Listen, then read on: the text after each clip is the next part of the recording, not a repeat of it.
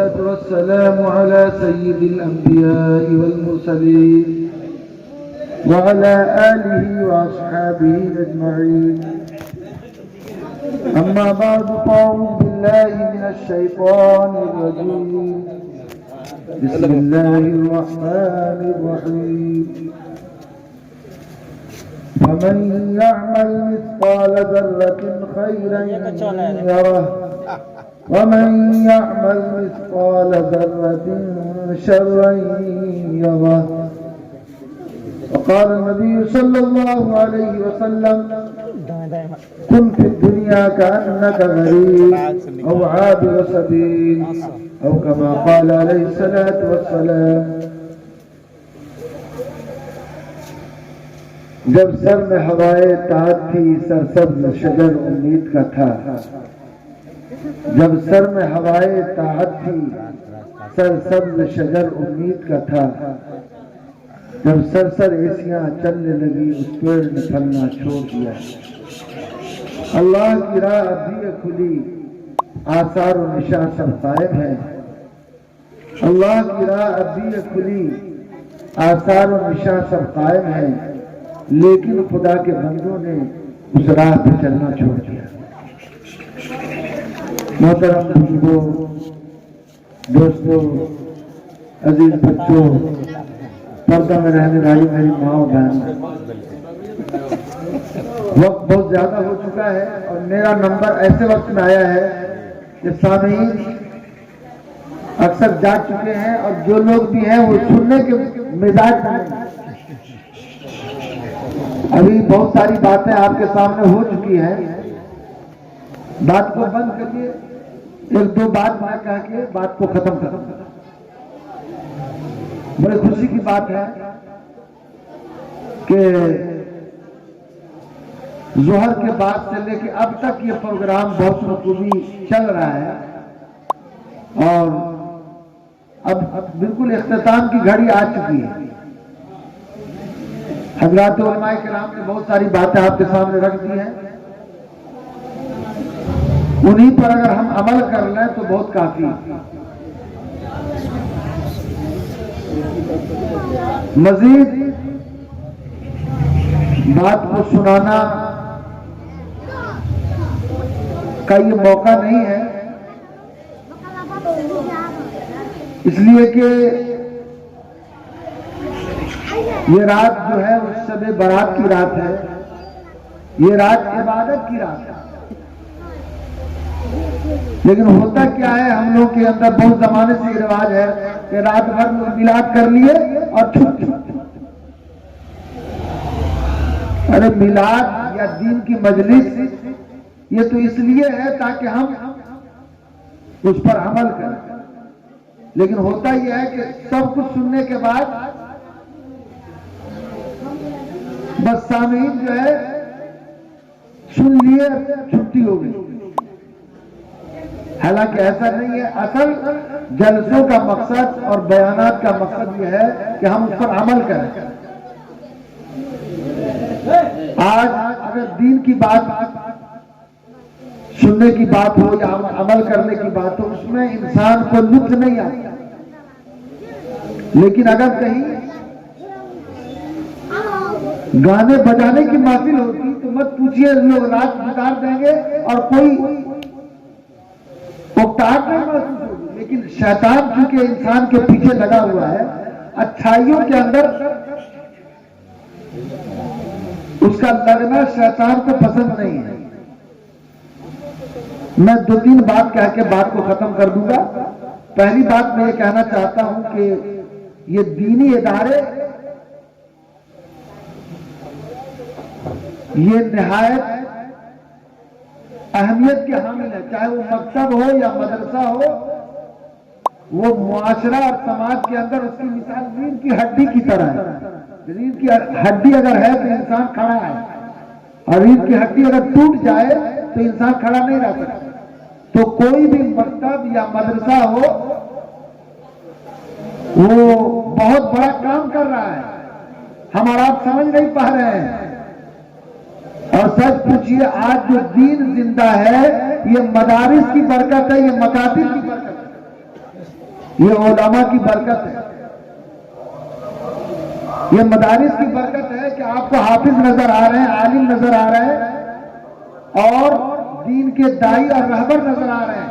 जिस दिन ये मदरसे बंद हो गए, मकातिब बंद हो गए, याद रखिएगा वही दिन मुसलमानों के जवाल की इब्तिदा और हमारे दुश्मनों को इसका एहसास है,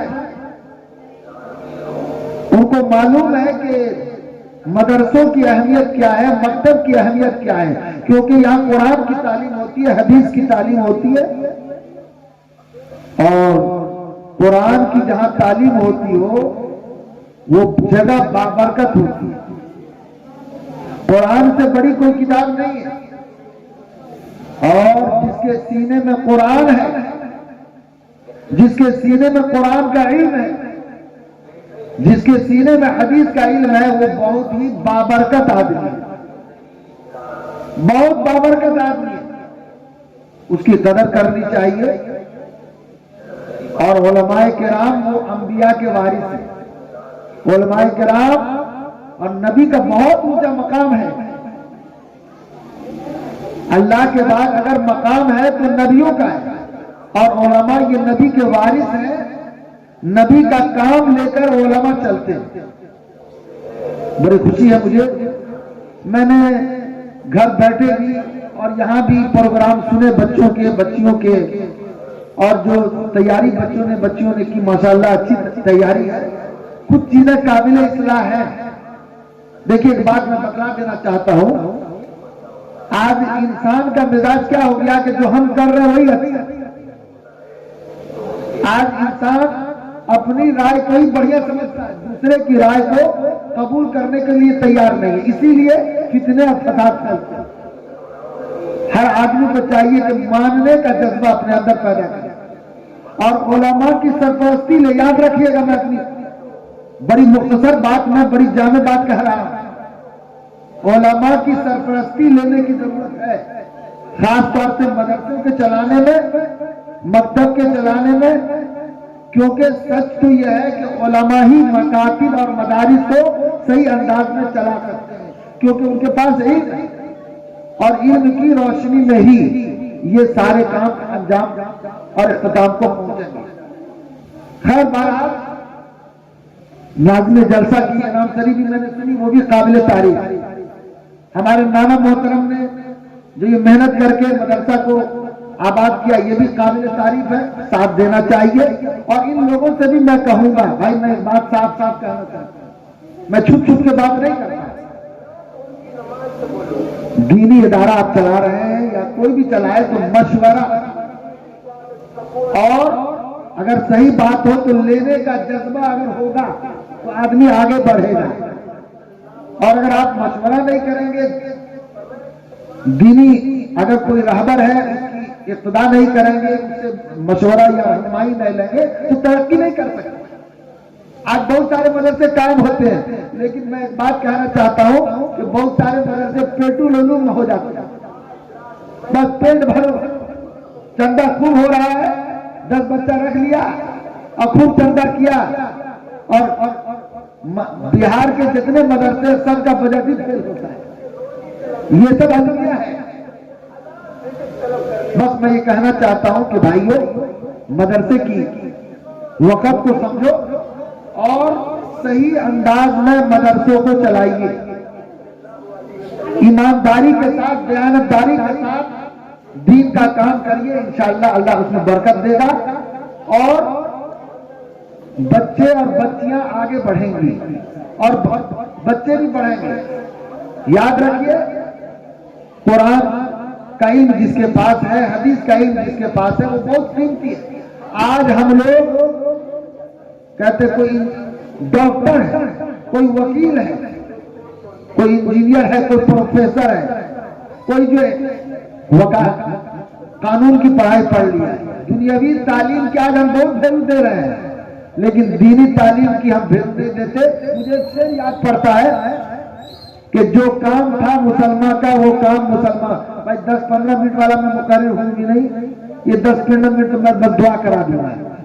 लेकिन जब मैं आ गया हूं तो कुछ बात मुख्तसर में कुछ कह देना चाहता हूं कि जो काम था मुसलमान का वो काम मुसलमान भूल गया। जो काम था मुसलमान का वो काम मुसलमान भूल गया। अंग्रेजी पढ़ाया बच्चों को, कुरान पढ़ाना भूल गया। आज हम अंग्रेजी खूब पढ़ा रहे हैं लेकिन कुरान पढ़ाने को हम फजूल समझते हैं।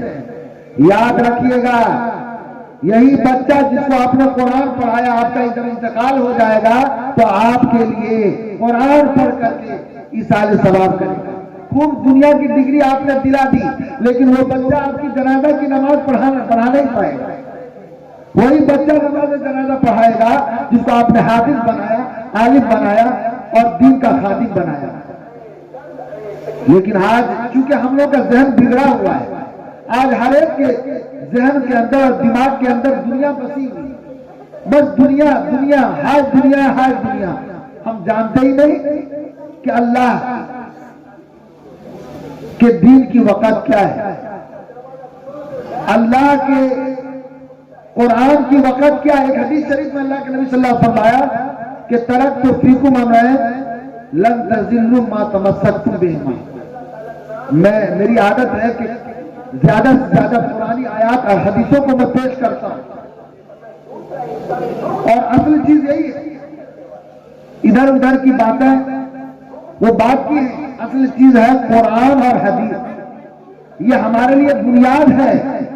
हम कुरान पर चले और हदीस पर चले, उसी रास्ते पर हम आगे चल करके कामयाब हो सकते हैं। अल्लाह के नबी सल्लल्लाहु अलैहि वसल्लम फरमाया तरक्तु फीकुम अमरैन लन तज़िल्लु मा तमस्सक्तुम बिहिमा किताब अल्लाह व सुन्नती। मैंने दो भारी चीजें तुम्हारे दरमियान रखा है, दो भारी चीजें रखी हैं, जब तक उसको मजबूती से तुम पकड़े रहोगे कभी गुमराह नहीं होगी। एक तो कुरान है और दूसरी चीज हदीस। इसलिए मेरे भाइयों बुजुर्गों, हम कुरान की तालीम को आम करें, कुरान को आम करें, बच्चे बच्चियों को कुरान पढ़ाएं और घरों में तिलावत का माहौल बनाएं। आज हमारे घर में बरकत क्यों नहीं है? कुरान की कोई तिलावत नहीं करते। एक वक्त था कि फजर की नमाज के बाद आप किसी मुस्लिम मोहल्ले से घूम जाइए तो कुरान की तिलावत की आवाज आती थी। आज तो 9 बजे तक 8 बजे तक लोग सोए रहते हैं। अब फजर की नमाज तो अक्सर की गायब हो जाती है। इसमें पढ़े लिखे लोग भी मौलवी से याद रखिए, अगर तरक्की करना चाहते हैं, अगर जिंदगी में तरक्की करना चाहते हैं तो नमाज की पाबंदी कीजिए, खास तौर से फजर की नमाज की पाबंदी, क्योंकि बरकत का वक्त है, बरकत का, रहमत का। लेकिन आज माहौल क्या है, खास तौर से शहरों के अंदर 2 बजे रात में लोग सोते हैं, 12 बजे रात में लोग सोते हैं और फजर की नमाज गायब है। आज जलसे भी होते हैं, रात भर जलसा हुआ और या 3 बजे रात तक 2 बजे रात तक जलसा किया, उसके बाद नींद आ गई, सो गए लोग, फजर गायब कर दिया।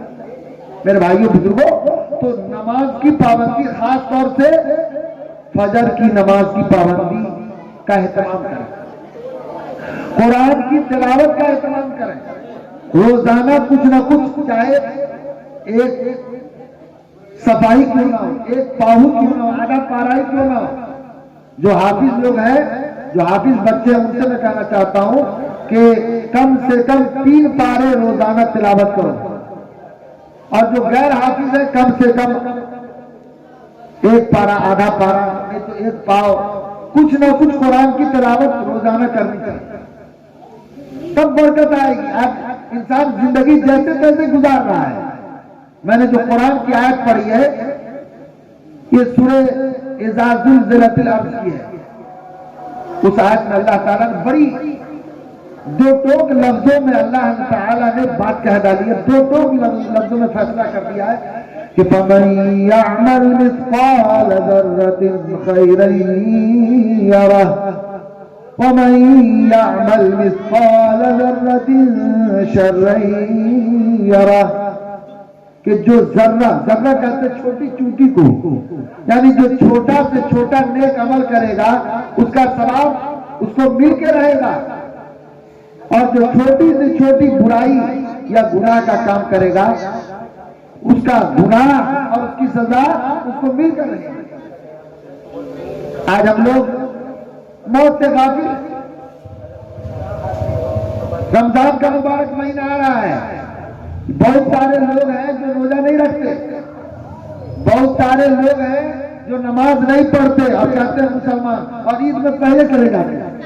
अगर 1 मिनट 2 मिनट ताखिर हो जाए तो खड़े मौलाना साहब टाइम हो गया है, और नेता लोग के भाषण में जाएंगे 1 बजे का वक्त है और 4 बजे आ रहा है, कोई माइक अलाउ खड़ा नहीं होता कि बोल दे वहां।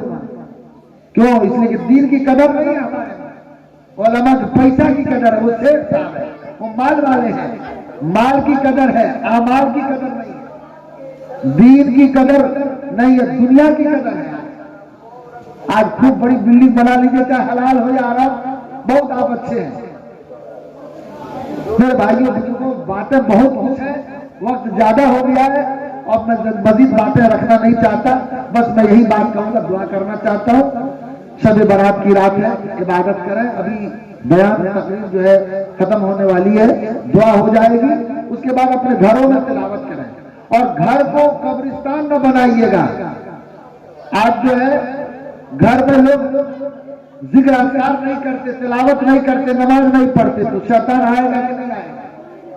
जहां अल्लाह का नाम लिया जाता है, जहां कुरान की तिलावत होती है, वहां रहमत बरसती है, बरकत बरसती है, अल्लाह खुश होते हैं और अल्लाह की तरफ से मदद आती है। और जहां गुनाह होता है, बुराई होती है, वहां नौबत टपकती है। एक बेनमाजी की नौबत आपने सुना है कि कितनी बस्ती तक जाती है, कितने घर तक जाती है।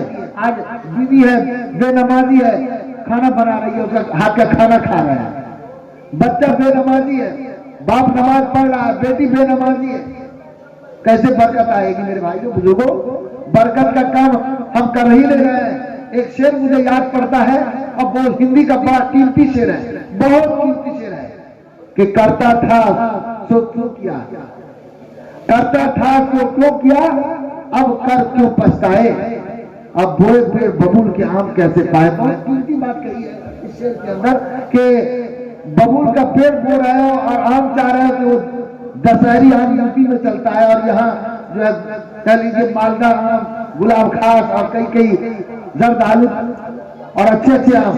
तो बबूल का पेड़ आपने बोया है, बबूल का दरख्त बोया है, तो बबूल ही होगा, वो आम नहीं मिलेगा। तो किए हैं काम जहन्नम वाला और जन्नत चाहते हैं। मेरे भाइयों बुजुर्गों, ऐसा होने वाला नहीं। जन्नत कोई आसान नहीं है, 10 रुपया बगैर मेहनत के नहीं मिलता है, तो जन्नत वैसे मिलेगी। अरे जन्नत में वो नेमत अल्लाह ने रखी है जिसको हदीस शरीफ में अल्लाह के नबी ने फरमाया कि जिसको न किसी आंख ने देखा होगा, न किसी कान ने सुना होगा, न किसी के दिल पर ख्याल आया होगा, ऐसी नेमत अल्लाह ताला ने जन्नत के अंदर रखी है। तो क्या जन्नत वैसे मिल जाएगी? मेहनत करनी पड़ेगी, मुशक्कत करनी पड़ेगी, रातों को जागना होगा। रमजान का महीना आ रहा है मेरे भाइयों, मेरी माँ बहनों, सबसे मैं कहना चाहता हूँ, अल्लाह के नबी सल्लल्लाहु अलैहि वसल्लम, वक्त नहीं है मेरे तो मैं तफसील से बातें रखता। अल्लाह के नबी सल्लल्लाहु अलैहि वसल्लम 2 महीना पहले रजब का जब चांद निकलता था तो दुआ करते थे, अल्लाहुम्मा बारिक लना फी रजब व शाबान, अल्लाह रजब और शाबान के महीने में बरकत इनायत फरमा और रमजान तक पहुंचा। ये आपकी दुआ थी। बताइए 2 महीना पहले, और शाबान का महीना तो बाबरकत है ही, और ये 15वीं शाबान की रात, ये सच पूछिए तो ये एक तरह की तैयारी कराई जा रही है, मस कराई जा रही है कि तुम तैयार हो जाओ, 20 रकअत में तरावी पढ़नी है, 1 घंटा लगता है। अरे दुनिया में तो बहुत साल के 11 महीने में खूब आदमी कमाया खाया, 1 महीना तो कम से कम फारिग करके इबादत कर ले, कुछ काम को कम करे। याद रखिएगा, रमजान का महीना इतना बाबरकत महीना है, अल्लाह के नबी सल्लल्लाहु अलैहि वसल्लम फरमाया हदीस शरीफ के अंदर कि अगर मेरी उम्मत को मालूम हो जाए कि रमजान का महीना कितना बाबरकत महीना है, तो मेरी उम्मत ये तमन्ना करेगी कि पूरा साल रमजान हो जाता है। आज बहुत सारे लोगों को रमजान का महीना आता है तो भारी मालूम होता है, बहुत सारे लोग कहते हैं हम रोजा नहीं रख पाते। अरे भाई, कौन रोजा में तो मुशक्कत होती है, भूख किसे नहीं लगती, प्यास किसे नहीं लगती।